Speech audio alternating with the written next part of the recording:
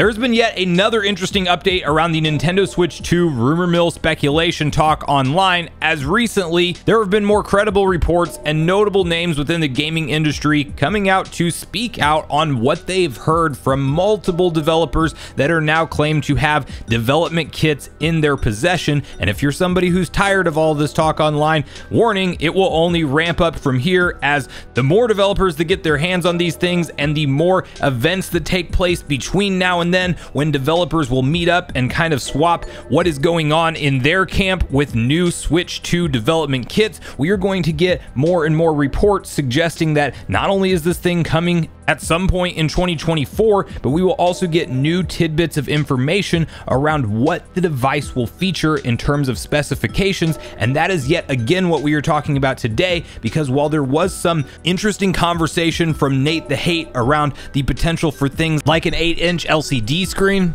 way more storage than I think any of us were expecting, in addition to a different type of cartridge format altogether, that stuff is now all being backed up and corroborated by Andy Robinson over at VGC, which was the other notable name coming out and dropping the report that kind of opened the floodgates to this entire conversation once again. And now, according to multiple sources, we may even know the big launch game that will coincide with the kickoff of this console next year. As you can see, the following report posted up over on GoNintendo.com, which reads, Switch successor rumors continue with talks of storage, screen size, and 3D Mario. Here we go. The latest details on the supposed Switch successor come from insiders Nate the Hate and Andy Robinson from VGC, and they pertain to some of the specs, software, and more. Here's a roundup on what information was shared. The device will have an 8-inch LCD screen. The device will have 512 gigabytes of internal storage. A late 2024 launch is expected somewhere around September or October. The device will supposedly launch with a 3D Mario backed up by 3 to 4 sources, and the device will use a new cartridge format. Now you can also see this post over on Our Gaming Leaks and Rumors, which reads,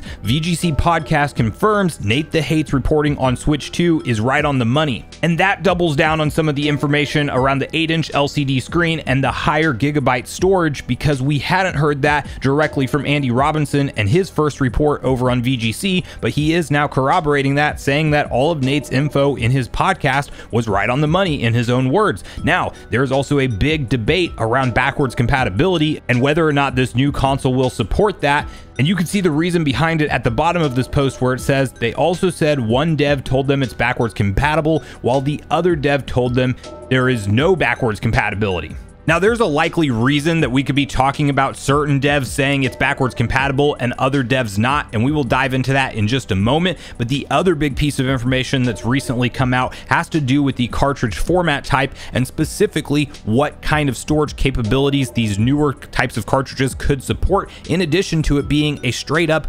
different type of format altogether, which could create some problems in terms of Nintendo wanting to use potentially the same cartridge slot that we have in our Switches today when it comes to playing our physical games that we've already purchased for the Nintendo Switch on this new console, as it is claimed that this will have 3D NAND storage, which from everything I can tell online is just a straight up upgrade across the board. It is a more cost-effective way to create the cartridge, meaning costs will come down, and clearly Nintendo and all partners would be a big fan of that. And in terms of the total amount of storage it can support, it can go up. It can go bigger than 32 gigs, probably at a lower cost, like we've seen a number of different developers and publishing studios opt to do for game collection type of Switch cartridges. Essentially just include one game on the Nintendo Switch cartridge and you have to download the rest. It's kind of defeating the purpose of actually going out and getting a game physically, but we have seen that happen on the current Nintendo Switch multiple times because developers don't want to opt to spend that higher dollar amount for a 32 gigabyte cartridge.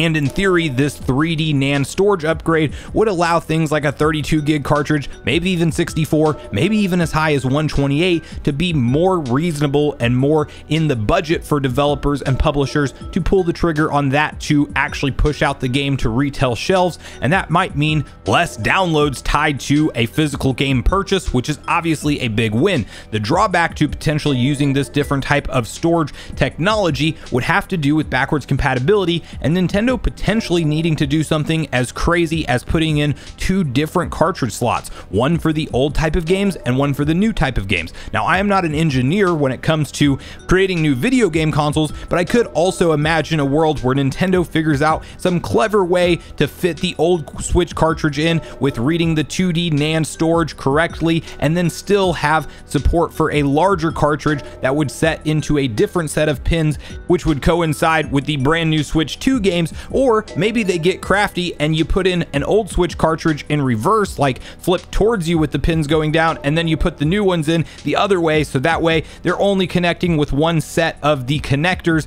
depending on which type of game you're putting into that cartridge slot. 2 cartridge slots feels kind of clunky for me personally. Some people online are saying that this might be an indication that backwards compatibility is not a thing. Well, the reality is we don't have it confirmed, but I do think that Nintendo's broader strategy with transitioning smoothly to the next generation hardware, like we've heard President Shintaro Furukawa say multiple times that he wants to do, and that he's taking this transition extremely seriously. I don't think you cut off the software libraries of 129 million units that they've sold at this point, and over 1 billion pieces of software sold. They have a lot of fans that will honestly go out and get this thing, I think, sooner rather than later, if they know it can play all of their existing Switch games that they own and love today. Imagine playing Tears of the Kingdom with a 60 frame per second cap instead of the 30. Assuming this thing has DLSS, there is no reason that we couldn't expect some kind of 4K upscaled resolution when docked in TV mode, and that would be an excellent reason to go back and play some of your old Switch games that you want to see in that higher resolution, providing some kind of performance patch is ultimately developed for those games. But I think that this would make a lot of sense to include backwards compatibility and not forego it just because you're using a different type of cartridge technology at the end of the day. This ultimately spells good news. Seeing things like confirmation around multiple sources all saying this thing has an 8-inch LCD display, and keep in mind LCD might not be what ships with the retail unit, but you would assume that Nintendo would send the correct screen size for portable play to these developers, so that when they're developing the game and they want to see how it looks in portable mode, that they can see it on the accurate size display. And it seems like 8 inches is where we're headed from here, which I think is a big upgrade. I think it's also going to differentiate the Switch enough from the OLED model that we have today, where in theory you might even have to slightly go up in terms of footprint from what we have at the current Switch. There's maybe a world where they could barely get away with going edge to edge on the screen in terms of not having to go in a bigger overall device footprint, but I do think this thing might be just slightly bigger. It'll probably not be compatible with the docks we have today, and it will probably require new types of Joy-Cons and maybe even controllers. Not to mention there's also an interesting patent floating around online that a lot of people are, to be fair, very speculating that it's tied to the Switch 2. I don't think there's any real evidence that points to the fact that this controller patent that has been spotted recently online ties to new Nintendo Switch hardware, but you can never say never with Nintendo. They're filing patents all the time. It has an interesting type of movement pattern when it comes to the analog stick, so maybe Nintendo's getting wacky ideas and trying to reinvent the controller this time around. We will have to wait and see for all of that, but whenever you have double down information on the fact that this thing will have an 8-inch display, and then you also have double down that the development kits have 512 gigabytes of flash storage, that's kind of crazy.